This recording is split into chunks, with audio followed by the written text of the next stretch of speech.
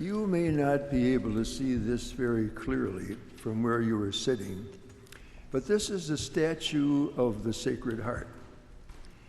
It used to have gold plating on it, but now it's all rubbed off. It looks more like bronze because this statue is over 100 years old. This statue was given to my father on his first communion. And after he died, I asked my family if I could keep it, because this statue reminds me of his first communion and of mine. He handed on to me the faith that he had received about the Eucharist and communion. And that's why this statue has special meaning for me, particularly today. Do you remember your first Holy Communion? Maybe it was a long time ago, as mine was, or maybe more recently, but most people remember their first communion. We make a big thing about it every year in every parish, and we should, because it's a special moment of grace and of growth in the life of a child or of an adult. The many times, maybe even years, that this child or adult came forward and crossed their hands on their breast to receive just a blessing are now over, when for the first time they receive Jesus into their heart in communion. It is a special day. Usually the young girls dress in white dresses and veils, the boys in white shirts and ties or blacks, that maybe some of you did for your first communion. But it is a special day, and it was a special day, the beginning of a special union and a special experience of Jesus Christ.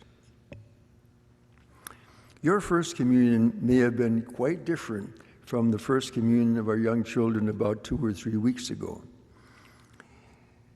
Maybe when you received First Communion, the altar did not face the people. Maybe the Mass was in Latin. And probably you did not receive communion under both signs of bread and wine. The truth is, there have been more changes in this sacrament in our lifetimes than at any other time or any other sacrament in the history of the Church. But one thing has not changed. One thing remains the same, and that is there is no other way on earth that you and I can get closer to God or closer to Jesus in this sacrament. I really believe that, and I experience it every time I celebrate the Eucharist. This consecrated bread and wine, we believe, are the presence of Jesus in these sacramental signs. He's just as present here as he was to the apostles after his resurrection, but we can't see or feel or touch him. It is the same Jesus that we received in our first communion that we receive now, but there's this difference. Jesus is not changed, but we have. When we were children, we believed as children, but we've grown since then into young adults, into adults, maybe even into our senior years.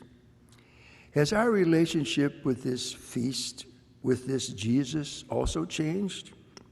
Do we know him better, much better now than we did when we were children, when we received that first communion? Are we much more committed to him now and to his gospel than we were then? Have all these experiences, high school, college, a job, falling in love, marrying, having children, then finally the empty nest, have all these years matured our relationship with Jesus, whom we receive so often in Holy Communion? What happens now, like today, when you go to Holy Communion? You have the chance to affirm your faith in the Eucharist when it is offered to you by saying Amen, which means I believe. And then you receive and go back to your place. Maybe you're a bit distracted by all those others going to communion or trying to find your place.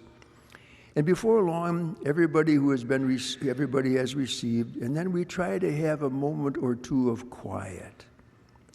Do you try and quiet yourself at that time and present yourself to Jesus in your heart? Do you say something like, "Here I am, Lord, welcome to my mess"? Or just try and listen or enjoy the presence of Jesus, of God within you. Because in a few moments, we have to call you back again for our final prayer and clear the parking lot. That's church today.